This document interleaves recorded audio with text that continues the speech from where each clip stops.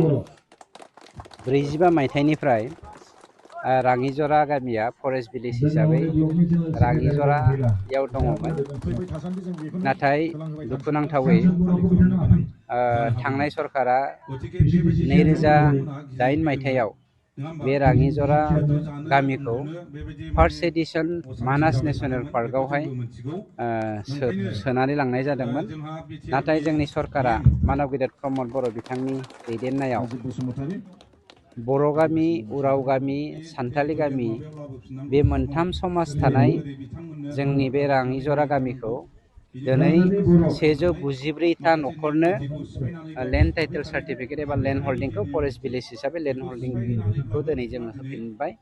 बै माबाखौ 2008 मायथाइनि फार्स्ट एडिशन मानास नेशनेल पार्कआव सोनायनि माबाखौ केन्सेल खालामनानै गतिके जोंनि थांखियानो जादों गासै जोंनि बिटिआर हालामाव थानाय हानि जेंनाफोरखौ फोजोबनाय।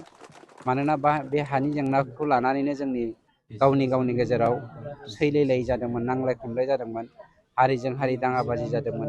बेफोर गासै जेंनाफोरखौ फोजोबनायनि थांखिजोंनो जोङो जोंनि नांलायनायनि दाङाबाजिनि मुल मन्त्र हानि जेंना, बे जेंनाखौ जों फोजोबनायनि दिनै हाबाफारि लादों। आरो बे राङिजरायाबो दिनै 1,06,000नि उनाव होनाय हा पाट्टानि उननि मोनसे पार्ट जाबाय। गतिके जोङो नैबे 2 बोसोरनि गेजेराव फोजोबनायनि हाबाफारिखौ लादों। गासै बेवहाय 194टा दङ।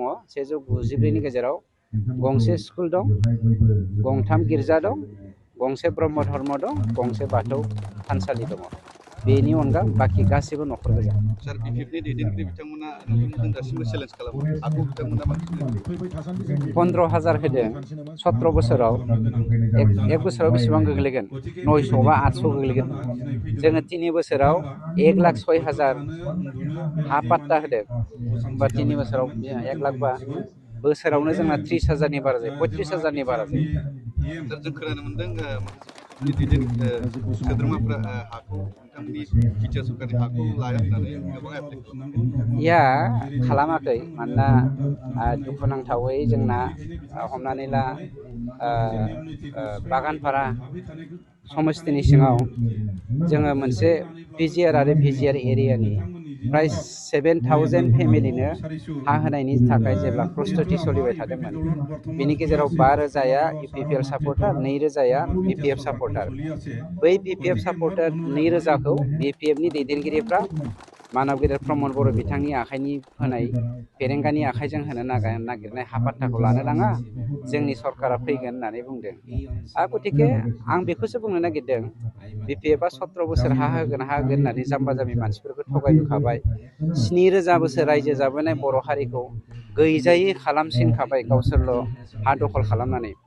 1,45,000 बिगा बिपिएफ लिडारफ्रा हा दखल खालामदों गावसोर, किन्तु लाख बर' न'खरफोरखौ हानि मोन्थायनिफ्राय जानगाराव दोनदों। गतिके रायजोफ्रा दा बुजिनायनि सम फैदों। जोंहा बिसेस बायदि बुंनांगौ जेबो गैया, सोरबा लायाबा जोंहा बुंनांगौ गैया।